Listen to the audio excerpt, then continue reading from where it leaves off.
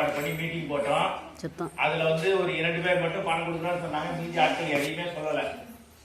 ஒரே ஒரு விஷயம் மட்டும்தான், உங்களுக்கு எதுவா இருந்தாலும் எங்ககிட்ட சொன்னீங்கன்னா நாங்க அதுக்கு தீர்வு கண்டுபிடிப்போம். நீங்க பாட்டுக்கு அமைதியா இருந்தீங்கன்னா எங்களால எதுவும் செய்ய முடியாது. அதனால சுற்றுலா முடிச்சாச்சு. சுற்றுலா வேணாம்னு முடிவு பண்ணிட்டோம். 3வது வாரத்துல மார்ச் முதல் வாரத்துல நம்ம என்ன பண்ண போறோம்னா பள்ளியோட ஆண்டு விழா கொண்டாட போறோம். போன வருஷம் எப்படி ஆண்டு விழா வெளியில நடத்துறோமோ அது மாதிரி நடத்துறதுக்கு ஃபண்ட் இல்ல. நாங்களே யாரையும் கேட்கற மாதிரி இல்ல. ஏன்னா இப்ப நிறைய அரசாங்கத்தோட ரெஸ்ட்ரிக்ஷன் நிறைய வந்துருக்குது. எதுவா இருந்தாலும் மாவட்ட ஆட்சித்தலைவர் வந்து போய் பர்மிஷன் கேட்க போட்டுருக்காங்க. அதெல்லாம் வாங்கி பண்ற மாதிரி இல்ல. சுருக்கமா நம்ம பள்ளிக்கூடத்து வகுப்பறைக்குள்ளேயே இந்த நிகழ்வை ஏற்பாடு பண்ணலாம் அப்படின்னு முடிவு பண்ணியிருக்கிறோம்.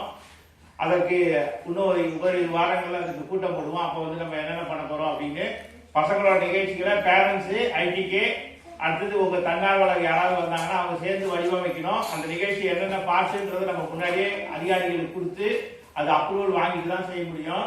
நிகழ்ச்சிக்கு எஸ்எம்சியில இருக்கிறவங்க முக்கியமானவங்க அது மாதிரி ஆட்கள் மட்டும் தான் கூப்பிட முடியும். வெளியில இருந்து யாரையும் கூப்பிட முடியாது. அதற்கு திரும்ப ஏதாவது கூப்பிட்டீங்கன்னா அதுக்கு பர்மிஷன் வாங்கலாம். நிறைய ரெஸ்ட்ரிக்ஷன் இருக்கு. அதனால அதுக்கு தகுந்த மாதிரி நம்ம விழாவை வந்து ரொம்ப லேட் பண்ணாம மார்ச் முதல் வாரமே கொண்டாடலாம்னு இருக்கோம். அதுக்கு உங்களோட ஒத்துழைப்பு தேவை. அடுத்தது எந்த நிகழ்வா இருந்தாலும் குழந்தைகளை கொண்டாடுற நிகழ்வுக்கு அந்த பேரண்ட்ஸ் வரணும். பேரண்ட்ஸ் வரல அப்படின்னா ஒரு சில நிகழ்வுகள் நாங்க பார்ப்போம். அதுக்கப்புறம் நாங்களே எங்களோட வேலையை குறைச்சுப்போம். ஏன்னா நாங்க எவ்வளவு உழைக்கிறோன்றது, அளவுக்கு மீறி உழைக்கிறோன்றது எல்லாரும் சொல்லிட்டு இருக்காங்க. எங்க அதிகாரிகளே பயப்படுறாங்க, சார் என்ன தான் பண்றது அப்படின்னு. அடுத்தது இன்னொரு நிகழ்ச்சி வர பிப்ரவரி மாசம் 23ஆம் தேதி விருதாலயத்துல பெற்றோரை கொண்டாடுவோம்னு ஒரு நிகழ்ச்சி நடத்துறாங்க. அதற்கு சொக்கமலையில இருந்து 20 பேரண்ட்ஸ் வந்து அவங்க கண்டிப்பா போகணும்னு சொல்றாங்க. அந்த 20 பேர் இங்க இருந்து நம்ம பஸ்ல போயிடுவோம். குறிஞ்சிப்பாடி போய் குறிஞ்சிப்பாடில இருந்து விருதாலயத்துக்கு போயிடுவோம்.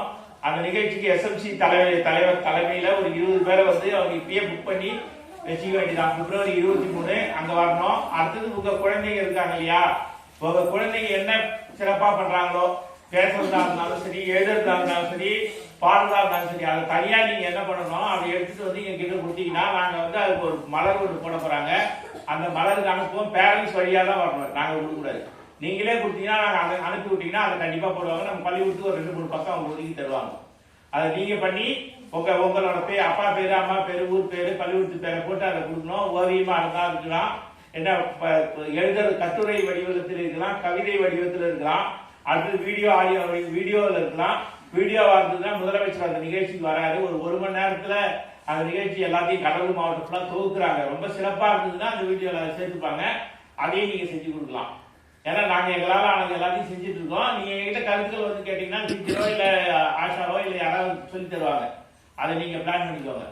அடுத்தது பஞ்சாயத்து கிளர்க்கு இருக்கிறாங்க. 2-3 ஒரு 4-5 தீர்மானம் போட்டுட்டோம். இந்த மரத்தை கொஞ்சம் நீங்க எடுக்கிறதுக்கு ஏற்பாடு பண்ணா நல்லது. ஆமா, இல்லைன்னா நாங்க அப்புறம் பிரஸ்ல கொடுத்து கரண்ட் ஷாக் அடிக்கிறது. பாத்தீங்கன்னா ஒரு பள்ளிக்கூடத்துல ஒரு பையன் ஷாக் அடிச்சு அந்த கட்சியமா அரெஸ்ட் பண்ணி வச்சிருக்காங்க. இன்னைக்கு எந்த நேரத்துல எது நடக்கும்னு யாரும் சொல்ல முடியாது.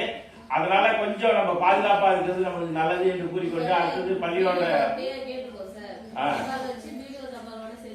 சரி, அதனால அதுக்கு ஏற்பாடு பண்ணுங்க.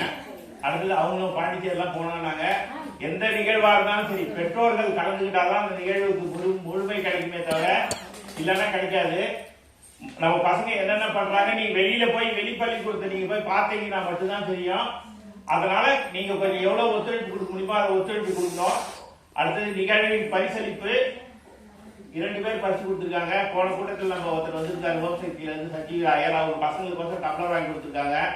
இன்னொருத்தர் வரல, அவரால் வர முடியல. அவரு இன்னைக்கு சிஎம்சி ஹாஸ்பிட்டல் போயிருக்காரு. நம்ம பள்ளிக்கூட குழாலாம் அவர் தான் சரி பண்ணி கொடுத்தாரு. முதல்ல பண்ணும்போது சூர்யா அப்படின்னு ஒரு இன்ஜினியரா இருக்காரு. அவர் வந்து பென்சில் இந்த வேர்க்கடலை அடுத்தது இதை கொடுத்துருக்காங்க. அடுத்தது நாளையிலிருந்து 3ஆம் வகுப்பு 5வது மாணவர்களுக்கு ஸ்லாஷ் அப்படின்னு ஒரு தேர்வு ஒன்று நடத்துறாங்க கவர்மெண்ட்ல.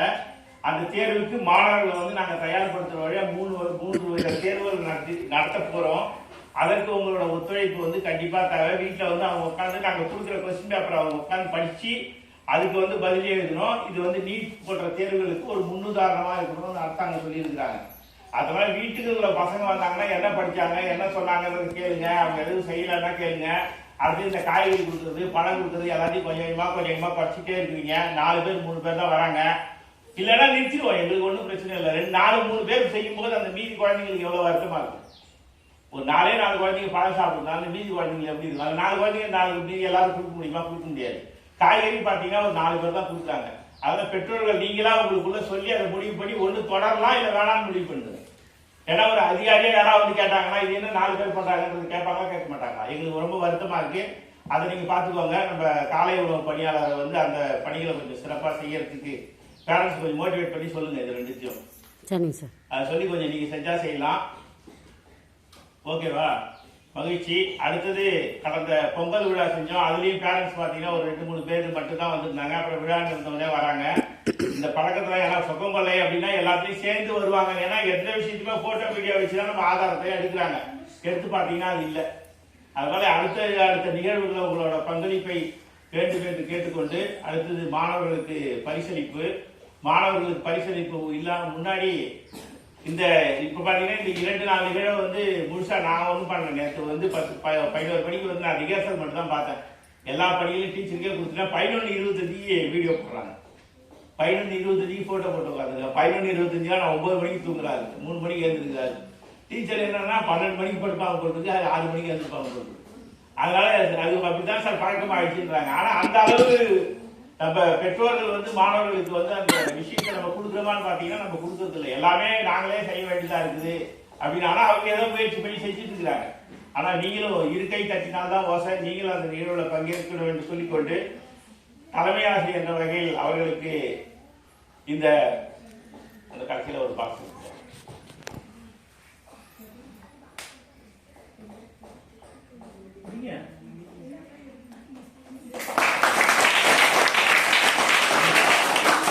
அடுத்தது பள்ளியின் ஐடிக்கு. ஏன்னா எங்களுக்கு ட்ரைனிங் போட்டாங்க, ஏதாவது போட்டாங்க அப்படின்னா பள்ளிக்கூடத்துல ஒரு ஆள் தான் இருப்பாங்க, நிறைய கஷ்டங்கள் இருக்கும். அதனால அடுத்தது இந்த மாணவர்களை இன்னும் கொஞ்சம் தயார் பண்ணணும். ஏன்னா ஆண்டு விழா வந்துச்சுன்னா நாங்கள் பள்ளிக்கூடத்தில் தயார் பண்ணுறது மட்டும் பத்தாது, இதுலேயும் தயார் பண்ணணும். ஒரு 4 நாள் தான் நாங்கள் பயிற்சிக்கு போயிட்டோம். அந்த 4 நாட்கள் பாப்பா வர சொல்லணும் வலிஇருந்தாங்க. அவங்க வேற வேலைக்கு போறவர்களும் கொஞ்சம் பள்ளிக்கூடத்துக்கு வர மாதிரி அந்த அவங்களையும் கேட்டுக்கிறோம், அவங்க அம்மாவையும் கேட்டுக்கிறோம். அவர்களுக்கு பள்ளியின் சார்பாக பள்ளி பராமரிப்பு தலைவர்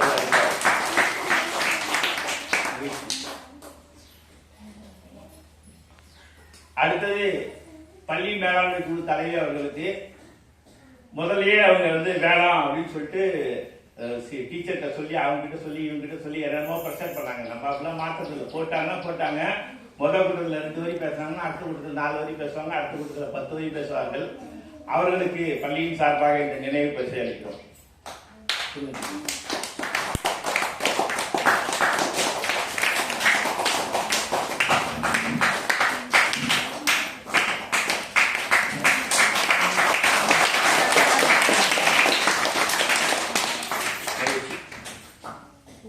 அடுத்து மாணவர்களுக்கு பரிசளிப்பு. பேரண்ட்ஸ் இருக்கிறவங்க முதல்ல வந்து வாங்கிக்கோங்க, அதுக்கப்புறம் மீதி குழந்தைங்களுக்கு அப்புறம் கொடுக்கலாம். ரக்ஷினி அதான்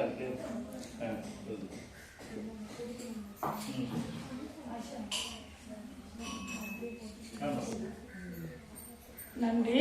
அடுத்த நிகழ்வாக இந்த ப்ரோக்ராம் எப்படி இருந்ததுன்றது நீங்க தான் கருத்து சொல்லணும். அதுக்கு நேரம் இல்லை, முக்கியமான காரணம் பொங்கல் லீவு இத்தனை நாள் விடுவாங்க நம்ம எதிர்பார்க்கல. சொல்லிட்டாங்க, பசங்களுக்கு சொல்லி இருந்தோம் இந்த ப்ரோக்ராம் இந்த அளவுக்கு நடக்கும், நடுவில் ட்ரைனிங் வரும்லாம் நாங்கள் எதையும் எதிர்பார்க்காம அப்படி நடந்துச்சு. அதனால 2 நாள், இன்னும் சொல்ல போனா ஒரே நாள் தான். நான் 2 நாள் ட்ரைனிங் போயிட்டேன். சார் சொன்ன மாதிரி அவர் 2 நாள் போனாரு. அவர் ட்ரைனிங்ல இருக்கிற நீங்க சொல்றாரு டீச்சர் பசங்களுக்கு ப்ரோக்ராம் வச்சிருக்கலாம். அது நம்ம ஸ்கூலை பொறுத்தவரை ஒரு ஸ்பெஷல்னா எல்லா பள்ளிக்கும் ப்ரோக்ராம் உண்டு. படிக்கிறவன் படிக்காதவன், தெரிஞ்சவன் தெரியாதவன், சொல்லுவான் சொல்ல மாட்டான், எந்த பாகுபாடுமே கிடையாது, எல்லாரும் சொல்லுவாங்க. அவங்களுக்கு ஏற்ற மாதிரி நம்ம ஸ்கிரிப்ட் கொடுக்க போறோம், அவ்வளவுதான். அது சொன்ன மாதிரி ஒரே நாள் எடுத்ததுக்கு எனக்கு மணி 12. அதனால நிறைய பெரிய ப்ரோக்ராமா கொடுக்க முடியல. ஆனா அவங்க லெவலுக்கு சின்ன சின்னதான் நம்ம கொடுத்துருக்கோம்.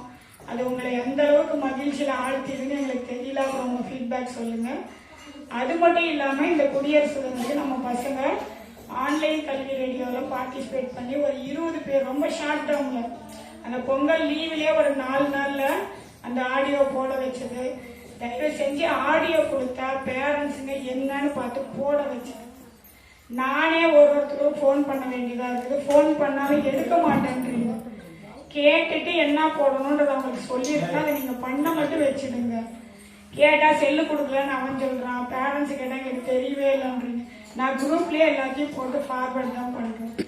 அப்படியும் அவ்வளோ இக்கட்லயும் அவனுங்களை விடலை. நான் போடுன்னு சொல்லி யாரெல்லாம் கான்டாக்ட் பண்ணாங்களோ அவங்க கிட்ட எல்லாம் கேட்டு ஒரு 20 பேருக்கு தான் சர்டிபிகேட் வாங்க முடிஞ்சது. ஆனால் லீவா போனனால நிறைய பேர் எடுக்கல. அதனால அதையும் இந்த தருணத்துல உங்க மாணவர்களுக்கு அந்த சர்டிபிகேட்டையும் கொடுக்குறோம். அவங்களுக்கான குடியரசு தின பரிசுகளையும் கொடுக்குறோம். நான் பேர் சொல்லக்குள்ள அவங்க வந்து வாங்கிக்கோங்க. 1ஆம் வகுப்பு, அது 2ஆம் வகுப்பு, ஃபர்ஸ்ட்ல இருந்து யாரும் வரலையா? அம்மாலாம் வரலையா? அதை சொல்லிடுங்க சார். ரட்சணி 2ஆம் வகுப்பு.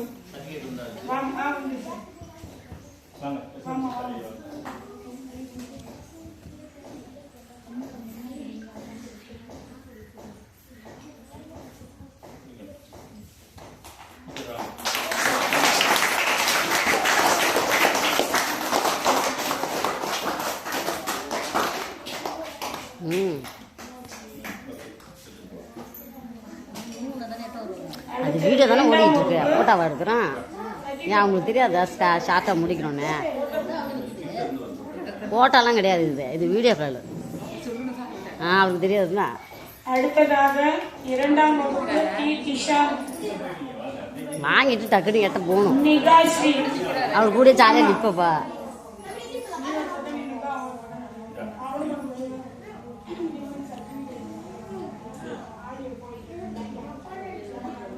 வாங்கம்மா, உள்ள வாங்கம்மா.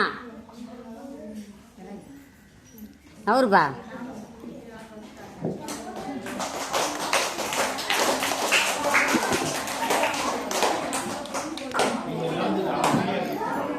ஏய் நிதிஷ் பாலா ஓம்பா நவுந்துடு. அடுத்ததாக 4ஆம் வகுப்பு மாணவி ராகவர்ஷினி. வாமா போய்க்க வசிக்கணும். ரெட்டிகிரேஷன் அம்மா பத்தி இருங்க.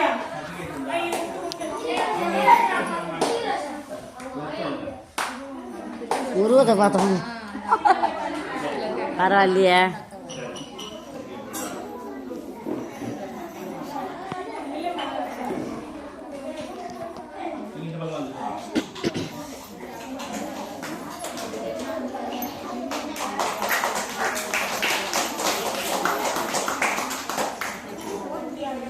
நான்காம் வகுப்பு உதயா.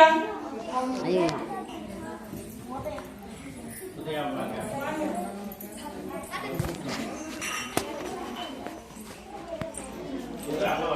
நிதிஷ் பாலா. ஏய்